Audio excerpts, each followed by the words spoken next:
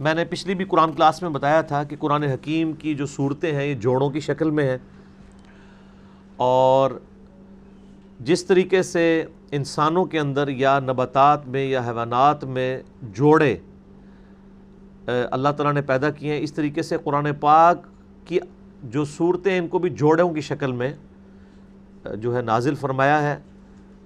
اور اس میں بھی سیم وہی مناسبت ہے کہ دو صورتیں مل کے ایک مضمون کو مکمل کرتی ہیں۔ جس طرح کہ نبی علیہ السلام کے مبعوث ہونے سے پہلے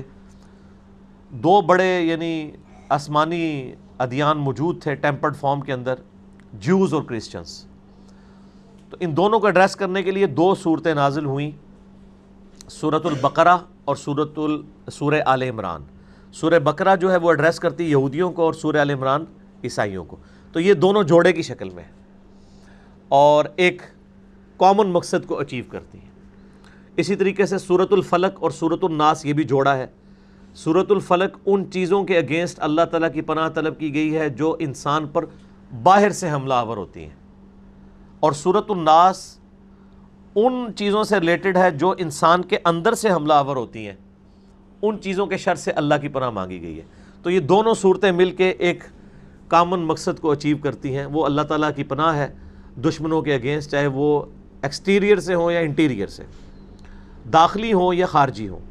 اسی طریقے سے سورہ الطلاق اور سورہ التحریم یہ بھی جوڑے کی شکل میں ہے۔ الطلاق میں ظاہر طلاق کا ذکر موجود ہے ڈیٹیل کے ساتھ کہ انسان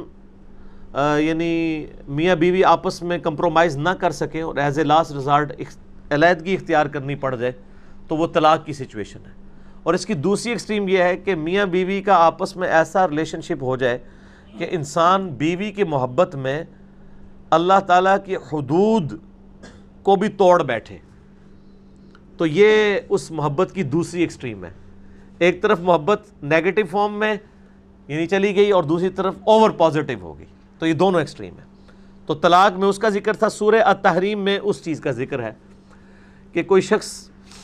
ایسا نہ ہو کہ اللہ تعالیٰ کی حدود کو توڑ بیٹھے اپنی بیویوں کی محبت میں، چاہے ان کے ساتھ حسن سلوک والا معاملہ ہی کیوں نہ ہو۔ ایگزیجریشن ہر معاملے میں اللہ تعالیٰ کو ناپسند ہے۔